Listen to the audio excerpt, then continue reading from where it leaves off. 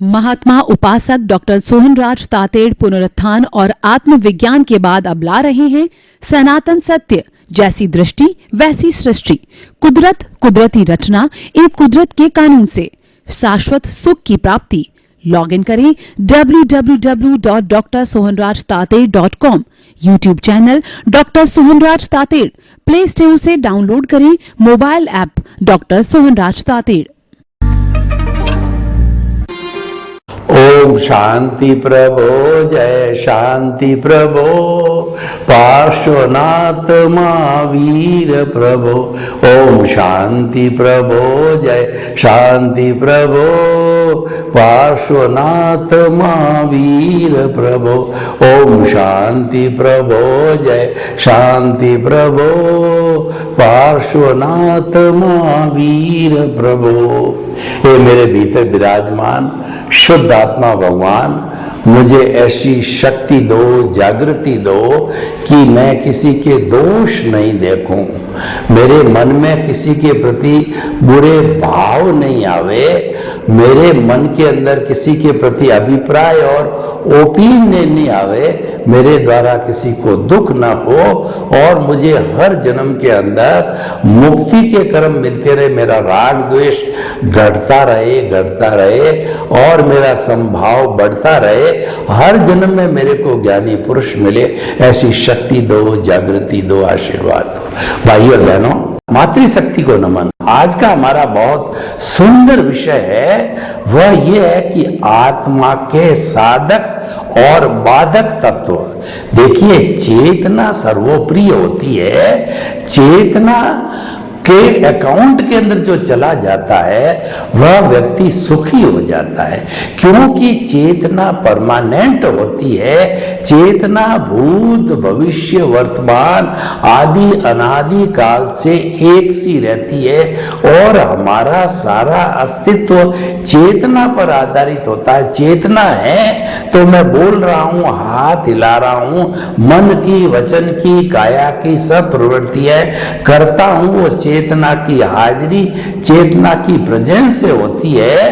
तो इस कारण से जो है चेतना का बहुत प्राधान्य है, और चेतना नहीं है तो हम जड़वत हैं, हम जो है मुर्दे के रूप में हैं। तो उस चेतना को जो है वो पवित्र करने के लिए, उस चेतना को पाने के लिए जो है, और हमारा जितना अज्ञान है उसको समाप्त करने के लिए जो है हमको कुछ साधक तत्व चाहिए, और वो बाधक कौन कौन से हैं उनको भी जानना जरूरी है, क्योंकि बाधक तत्वों को रोकेंगे और साधक तत्वों का उपयोग करेंगे, तब चेतना के साथ में जुड़ा हुई अज्ञानता है वो समाप्त होगी। देखिए कि हमारा कोई भी व्हाइट कपड़ा है, इस व्हाइट कपड़े पर गहरा काला दाग लग गया, तो दाग को जो है वो हटाने के लिए हमें ये ज्ञान करना पड़ेगा मार्केट से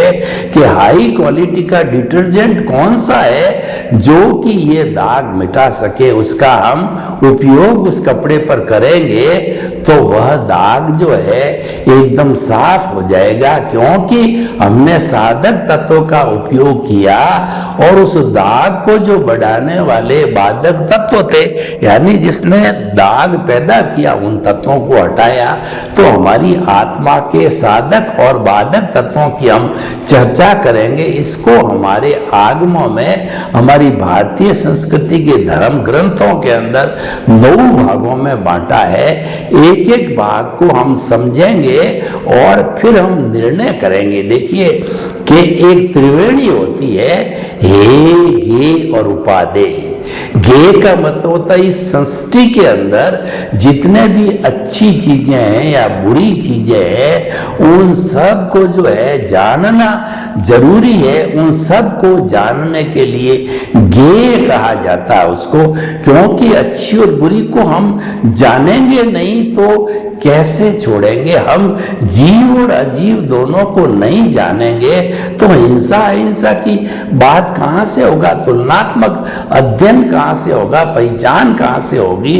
तो जो हम सब चीजें जानते अच्छी बुरे, उसमें से जो छोड़ने योग्य है, जो हमारे काम की नहीं है, उनको हम हे कहते हैं। और जो है एक ऐसी होती है जो ग्रहण करने यानी साधक तत्व है, उसको हम उपादेय कहते हैं। तो हम उन 9 तत्वों का पहले नाम की चर्चा करते हैं और फिर उसके बाद के अंदर एक एक का विवरण करेंगे कि कौन सा ये है, कौन सा उपादेय है, कौन सा साधक है और कौन सा बाधक है, और उनकी सहायता से किस तरीके से हम इस भीतर विराजमान शुद्ध आत्मा भगवान, वो मूल स्वरूप में ही वो द्रव्य आत्मा है और वो तो परमात्मा का रूप ही है, लेकिन अज्ञानता के कारण वह अशुद्ध हो गई है। I minus my is equal to pure soul. जब आई में से माई यानी अज्ञानता को हटाया जाता है, तब वो प्योर सोल, वो 24 कैरेट का सोना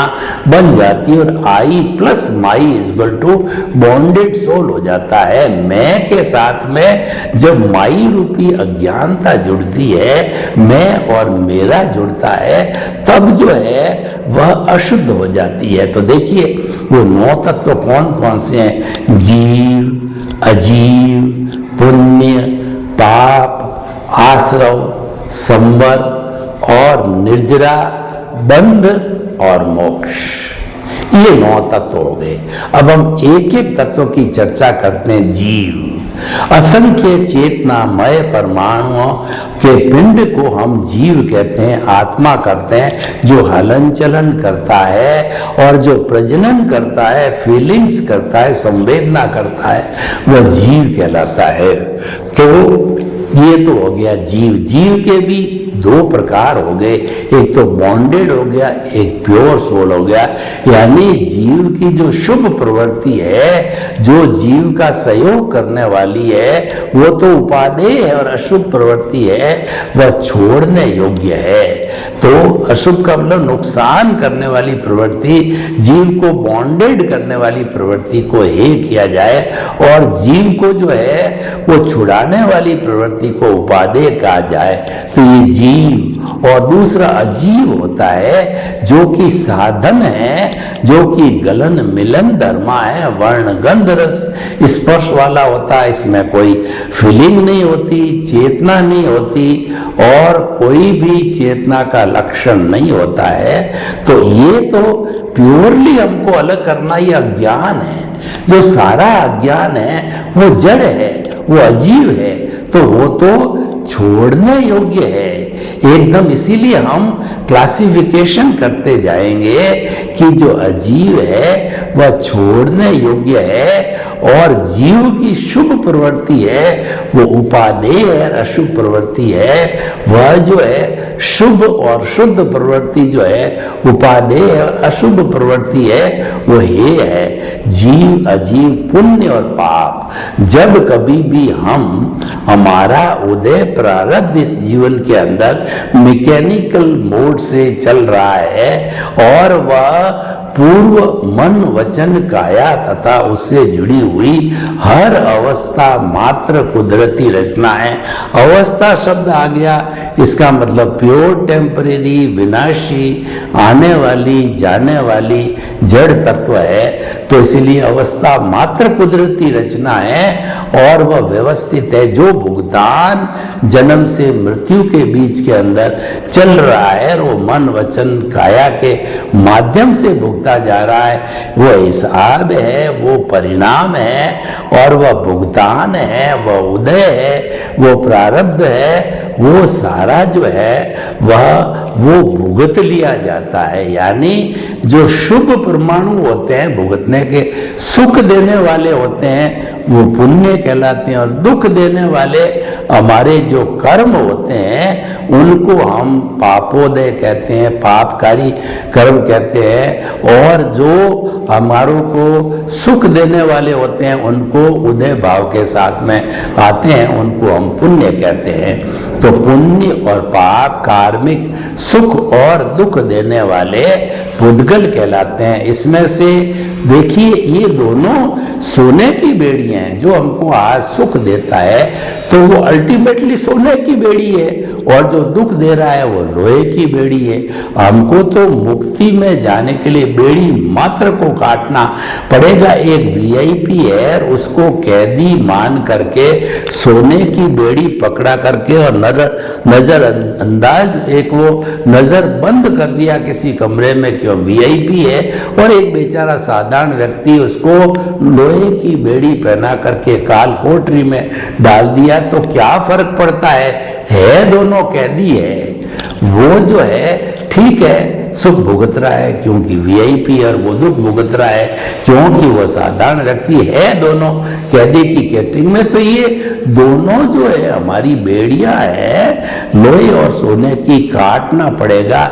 इसलिए पुण्य और पाप दोनों है जिनको हटाना पड़ेगा, जो कि हमारी अज्ञानता पैदा करते हैं। उस अज्ञानता को हटाना वाले हैं वो साधक तत्व है, और अज्ञानता को बढ़ाने वाले हैं वो बाधक तत्व है। उन्हीं की हम चर्चा कर रहे हैं, क्योंकि इन दोनों की जानकारी के बिना हम जो सिद्ध बुद्ध कैसे बनेंगे, हम शाश्वत सुख को कैसे प्राप्त करेंगे, हम मुक्ति, emancipation, salvation, free from the bondage कैसे होएंगे, जब तक कि हमारा जो है हमको ज्ञान ही नहीं है साधक और बाधक का।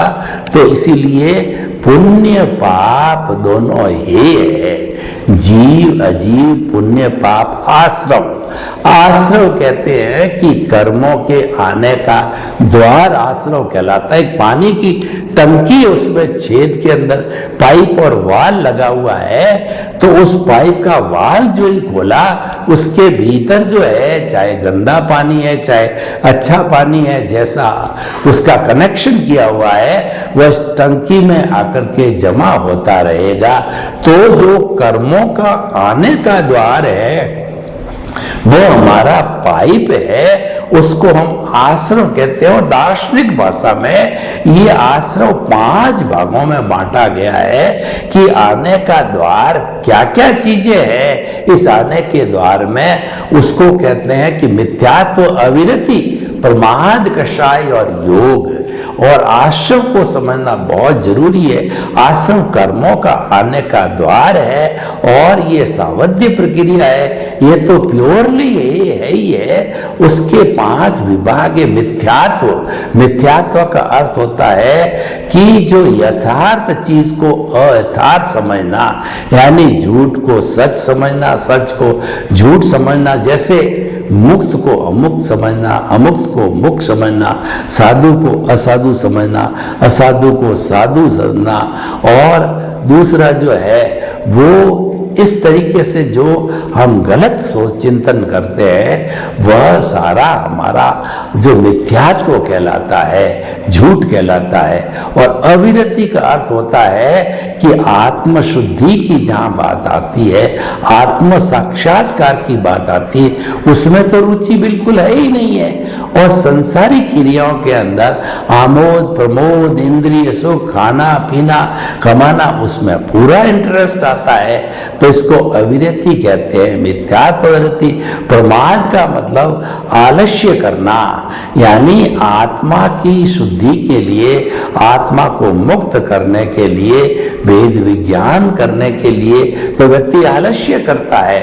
और उसके अतिरिक्त बंधन के जितने ऐश आराम मौज मजा मस्ती वो है, वह जो है वह जरूर करता है। इसका मतलब ये हुआ का मिथ्यात्व विरति, उसको प्रमाद कहते हैं, आलस्य कहते हैं। और क्योंकि आश्रम है उसके अंदर तो सारे बाधक तत्व है, मिथ्यात्व, वृत्ति, प्रमाद, कषाय, क्रोध, मान, माया, लोभ जो है, ये हमारे जो कर्म बंधन के बड़े साधन माने जाते हैं। इनको राग और द्वेष कहते हैं। क्रोध अहंकार को द्वेष कहा जाता है, माया और लोभ को राग कहा जाता है, इनको कषाय भी कहते हैं। ये सारा मोह का संसार है।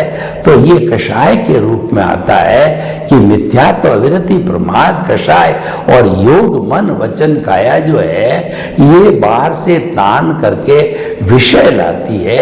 इसीलिए जो है वो जो हमारी प्रवृत्तियां होती इंद्रियों की, उसको जो विषय लाती है उनको भी जो है वो आश्रव के अंदर जोड़ा गया है। तो इस आश्रव को ये प्योरली ये छोड़ने लायक है। इसको कैसे छोड़े? भीतर जो पानी आ रहा है नल में से, उस वाल को बंद कर दो, पानी आना बंद हो जाएगा। ये हमारे कर्मों के आने के द्वार को बंद करना संवर कहलाता है। ये संवर आत्मा का सबसे बड़ा सहयोगी तत्व है, क्योंकि संवर कर दिया मतलब we have stopped the karmic particle which will become the causal body or which will unite with the souls we have stopped them। संवर का मतलब छोड़ना, त्याग करना, ये सारा।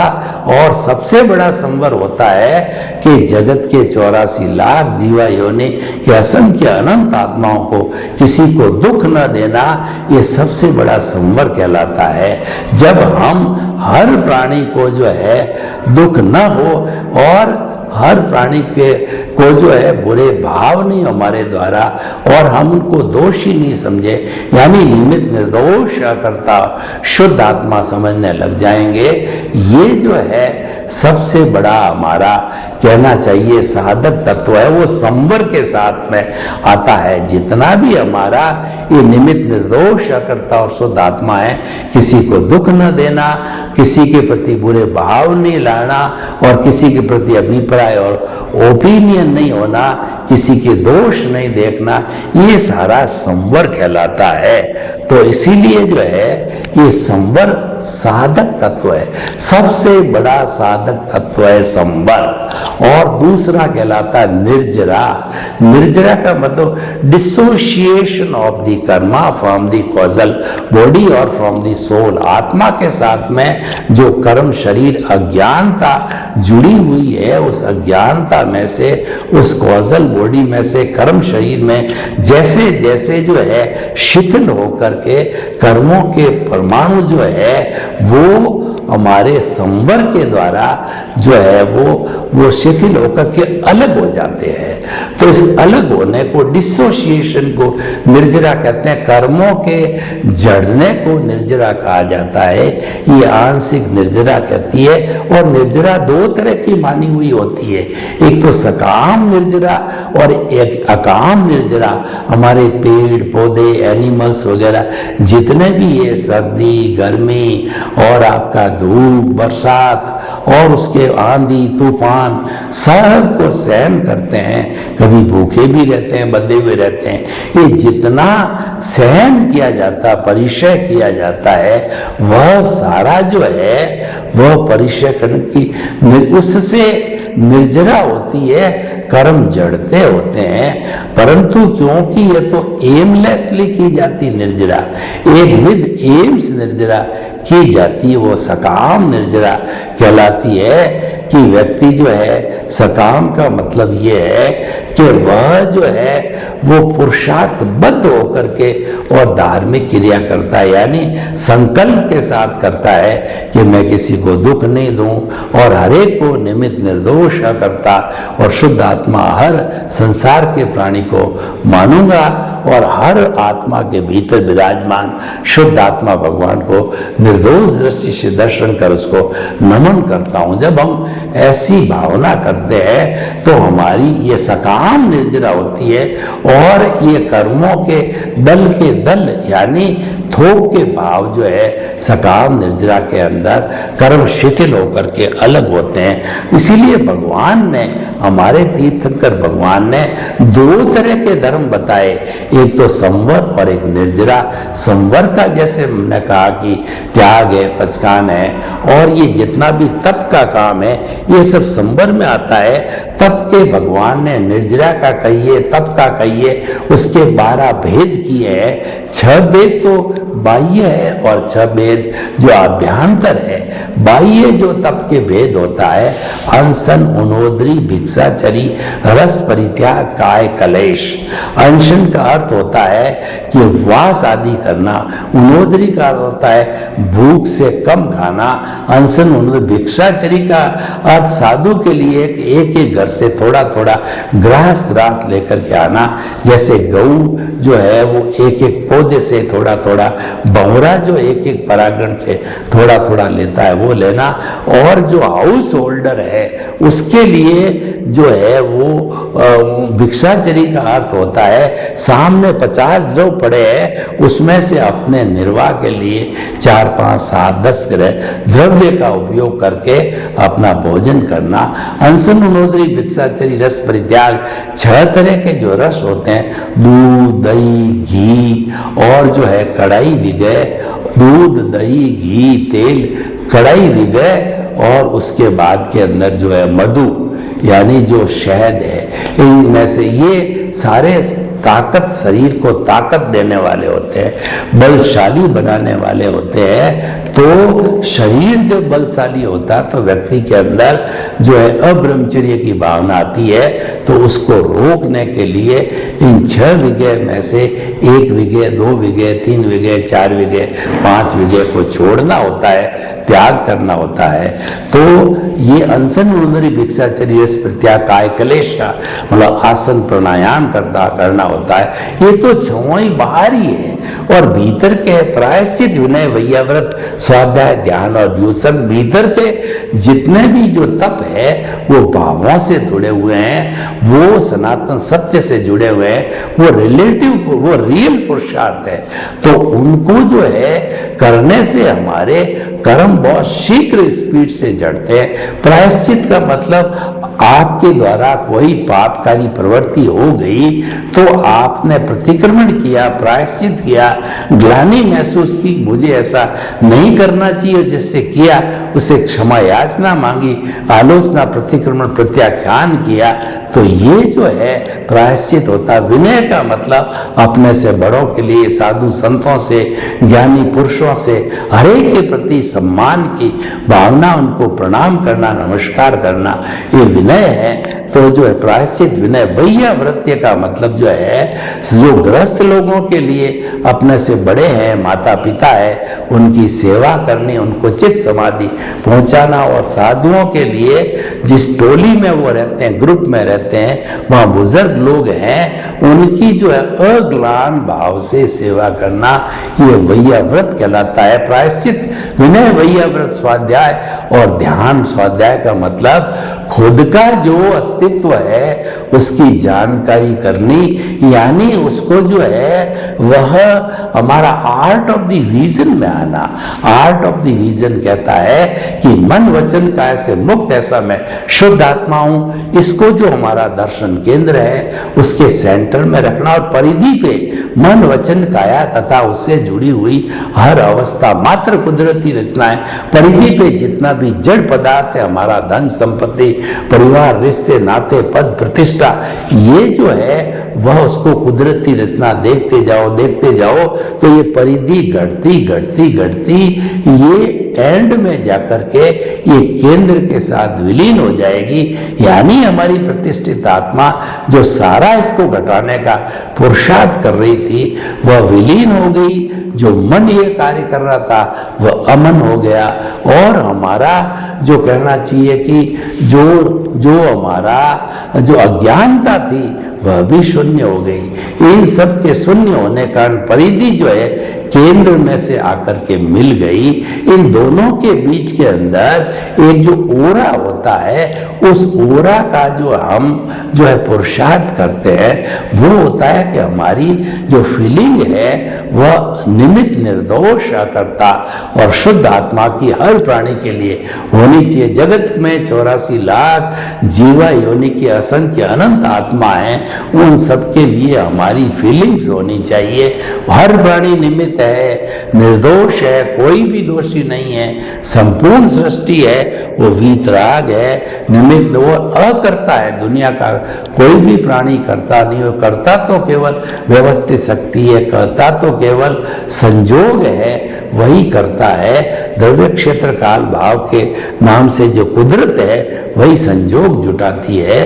तो और शुद्ध आत्मा हरे को शुद्ध आत्मा रूप में समझना, तो ये सारा निमित्त निर्दोष करता शुद्ध आत्मा आता है। तो इस तरीके से हमारी परिधि है केंद्र में आकर के मिल गई। मिल गई का अर्थ मतलब हमने स्पष्ट वेदन कर लिया, क्योंकि जड़ समाप्त हो गया।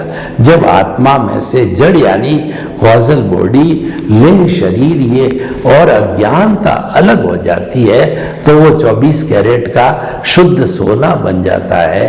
तो इसीलिए उसको अलग करना जो है हमारे जीवन का लक्ष्य है। और वह हम लक्ष्य जब प्राप्त करते हैं तो स्पष्ट वेदन होता है। स्पष्ट वेदन होने पर हम सिद्ध बुद्ध और मुक्त बन जाते हैं और हम मुक्ति की और इमांसिपेशन, साल्वेशन उसके ऊपर आ जाते हैं। तो मैं आपको ये कहना चाहता हूँ, अभी हमने देखा कि आत्मा को मुक्ति तक ले जाने वाले जो साधक तत्व है वो जीव की शुभ प्रवृत्ति और जो है संवर है, निर्जरा है, और बंध का मतलब कर्म, शरीर और आत्मा का एक साथ होना। ये बंध भी जो है वो हे है, छोड़ने योग्य है, बाधक तत्व है। और जो मोक्ष का मतलब मुक्ति को प्राप्त करना, अंतिम मंजिल जो है हमारी मोक्ष की है, ये उपादेय, ये तो हमारे जीवन का मुख्य लक्ष्य है ही है। संवर, निर्जरा, मोक्ष जो है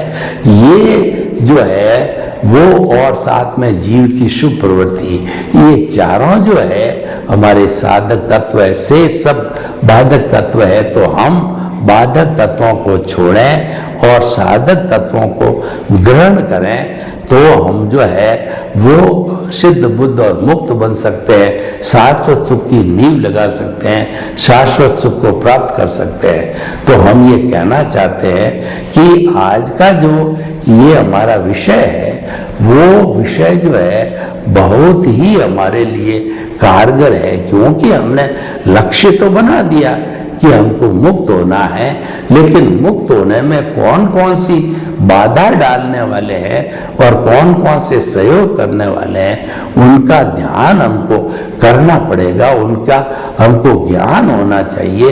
वही सारा ज्ञान का हमने जो है वो ये उपक्रम बताया।